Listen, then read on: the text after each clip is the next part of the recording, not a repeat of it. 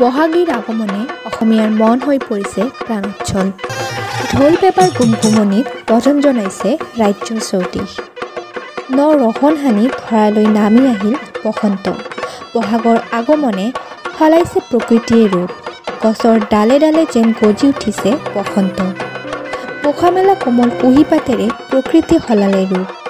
হালিছে জালিছে নাহৰ তগৰ কেতেকী কপৌ।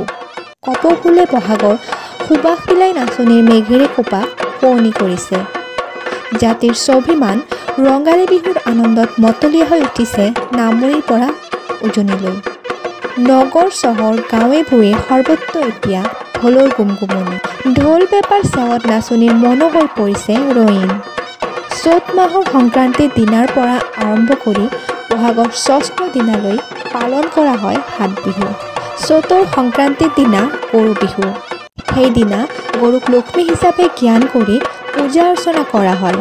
পশুধন কেইটা গৃহস্থই নৈ অথবা জান জুৰিৰ ঘাটলৈ নি নোৱাই ধোৱাই দীৰ্ঘায়ু আৰু নখশক্তি কামনা কৰে। অসমীয়া নৱবৰ্ষৰ প্ৰথমটো দিনা অৰ্থাৎ পহিলা বহাগৰ দিনা পৰম্পৰা অনুসৰি পালন কৰা হয় মানৱ বিহু। সিদিনা সকলোৱে মাহ হালধি সানি গা পা ধুই সৰুৱে ডাঙৰক সেৱা জনায়। অসমীয়া নৱবৰ্ষৰ প্ৰথমটো দিন হিচাপে আত্মীয় স্বজন বন্ধু বান্ধৱীৰ মাজত গামোচা বা আন উপহাৰ আদান প্ৰদান কৰাৰ পৰম্পৰা আছে। ৰঙালী বা বহাগ বিহুৰ তৃতীয় দিনা গোসাই বিহু। সেইদিনা গোসাঁইৰ নাম কীৰ্তনেৰে মুখৰিত হয় নামঘৰসমূহ। চতুৰ্থ দিনা তাঁত বিহু। অসমীয়া জনজীৱনৰ এক গুৰুত্বপূৰ্ণ সম্পদ তাঁতশাল। সেয়ে চতুৰ্থ দিনাটো তাঁতৰ বিহু হিচাপে পালন কৰা হয়। কৃষিকৰ্মৰ লগত জড়িত এক গুৰুত্বপূৰ্ণ আহিলা নাঙল। সেয়ে পঞ্চম দিনা নাঙল বিহু হিচাপে পালন কৰা হয়।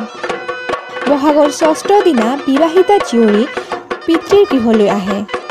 তদুপৰি এই বিহুত আত্মীয় স্বজনৰ মাজত চেনেহৰ আদান প্ৰদানো কৰা হয়। সেয়ে এই বিহুক চেনেহী বিহু বা জীয়ৰী বিহু বোলা হয়।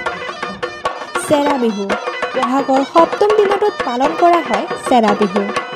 এই বিহুৰ দিনা দৈ আৰু পঁইতা ভাত খোৱাৰ লগতে বিচনীৰে জোৰ লৈ গান গোৱাৰ পৰম্পৰা আছে। বিশ্বাস অনুযায়ী এনেদৰে বিচনীৰে জোৰ ল'লে বছৰটোলৈ দেহা হাত ভৰি থাকে। এয়াই হৈছে সাত বিহু।